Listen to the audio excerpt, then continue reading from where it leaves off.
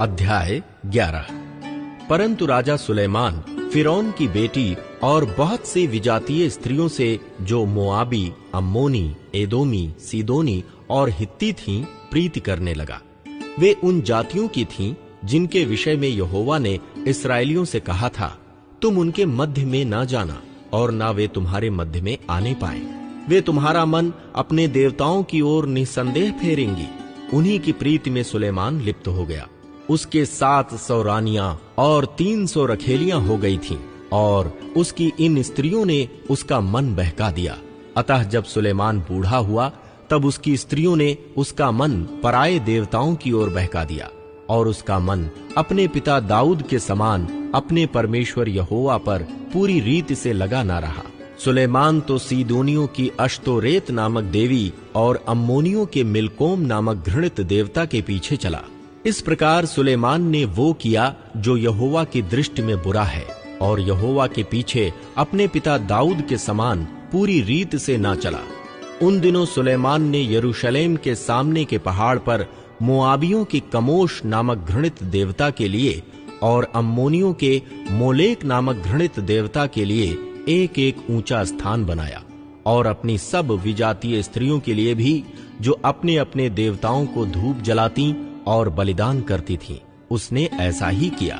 तब यहोवा ने सुलेमान पर क्रोध किया, क्योंकि उसका मन इस्राएल के परमेश्वर यहोवा से फिर गया था, जिसने 2 बार उसको दर्शन दिया था और उसने इसी बात के विषय में आज्ञा दी थी कि पराये देवताओं के पीछे न हो लेना।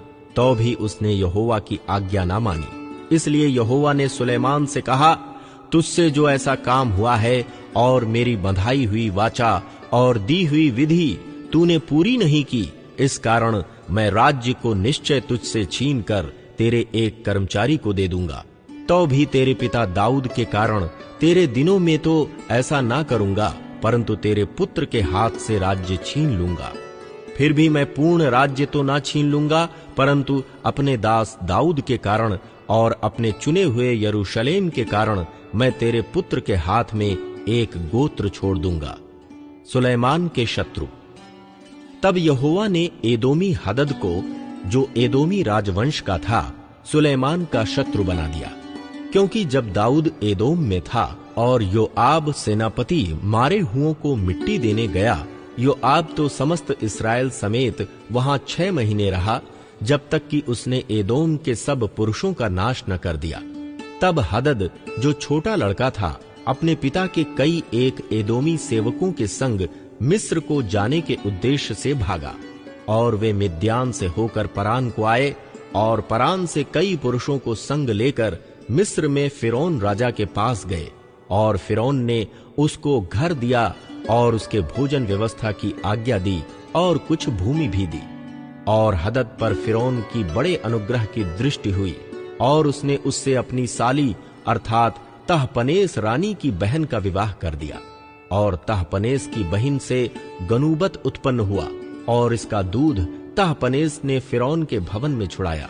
तब गनूबत फिरौन के भवन में उसी के पुत्रों के साथ रहता था। जब हदद ने मिस्र में रहते ये सुना कि दाऊद अपने पुरखाओं के संग सो गया और योआब सेनापति भी मर गया है, तब उसने फिरौन से कहा, मुझे आज्ञा दे कि मैं अपने देश को जाऊं।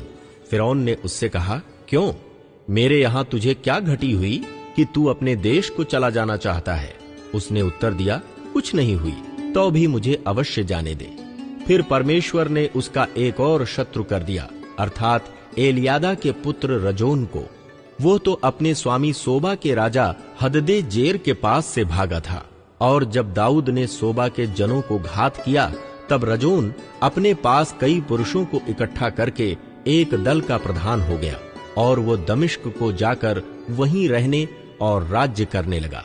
उस हानि के साथ साथ जो हदद ने की, रजोन भी सुलेमान के जीवन भर इस्राएल का शत्रु बना रहा और वो इस्राएल से घृणा रखता हुआ अराम पर राज्य करता था। यारोबाम का विद्रोह। फिर नबात और सरूआह नामक एक विधवा का पुत्र यारोबाम नामक एक एप्रैमी सरेदावासी, जो सुलेमान का कर्मचारी था, उसने भी राजा के विरुद्ध सिर उठाया। उसका राजा के विरुद्ध सिर उठाने का कारण ये था कि सुलेमान मिल्लो को बना रहा था और अपने पिता दाऊद के नगर की दरार बंद कर रहा था। यारोबाम बड़ा शूरवीर था, और जब सुलेमान ने जवान को देखा कि यह परिश्रमी है, तब उसने उसको यूसुफ के घराने के सब काम पर मुखिया ठहराया। उन्हीं दिनों में यारोबाम यरूशलेम से निकलकर जा रहा था कि शीलोवासी अहिय्या नबी नई चद्दर ओढ़े हुए मार्गों पर उससे मिला, और केवल वे ही दोनों मैदान में थे। तब अहिय्या ने अपनी उस नई चद्दर को ले लिया और उसे फाड़कर 12 टुकड़े कर दिए। तब उसने यारोबाम से कहा, 10 टुकड़े ले ले, क्योंकि इस्राएल का परमेश्वर यहोवा यों कहता है, सुन, मैं राज्य को सुलेमान के हाथ से छीनकर 10 गोत्र तेरे हाथ में कर दूंगा, परंतु मेरे दास दाऊद के कारण और यरूशलेम के कारण जो मैंने इस्राएल के सब गोत्रों में से चुना है, उसका एक गोत्र बना रहेगा। इसका कारण यह है कि उन्होंने मुझे त्याग कर सीदोनियों की देवी अश्तोरेत और मोआबियों के देवता कमोश और अम्मोनियों के देवता मिलकोम को दंडवत की, और मेरे मार्गों पर नहीं चले, और जो मेरी दृष्टि में ठीक है वह नहीं किया, और मेरी विधियों और नियमों को नहीं माना, जैसा कि उसके पिता दाऊद ने किया। तो भी मैं उसके हाथ से पूर्ण राज्य न ले लूंगा, परंतु मेरा चुना हुआ दास दाऊद जो मेरी आज्ञाएं और विधियां मानता रहा, उसके कारण मैं उसको जीवन भर प्रधान ठहराए रखूंगा।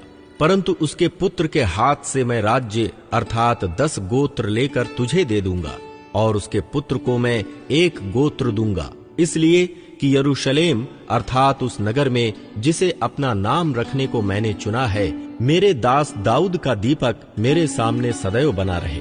परंतु तुझे मैं ठहरा लूंगा, और तू अपनी इच्छा भर इस्राएल पर राज्य करेगा। और यदि तू मेरे दास दाऊद के समान मेरी सब आज्ञाएं माने और मेरे मार्गों पर चले, और जो काम मेरी दृष्टि में ठीक है वही करे, और मेरी विधियां और आज्ञाएं मानता रहे, तो मैं तेरे संग रहूंगा, और जिस तरह मैंने दाऊद का घराना बनाए रखा है, वैसे ही तेरा भी घराना बनाए रखूंगा, और तेरे हाथ इस्राएल को दूंगा।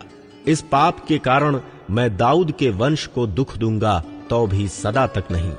इसलिए सुलेमान ने यारोबाम को मार डालना चाहा, परंतु यारोबाम मिस्र के राजा शीशक के पास भाग गया और सुलेमान के मरने तक वहीं रहा। सुलेमान की मृत्यु।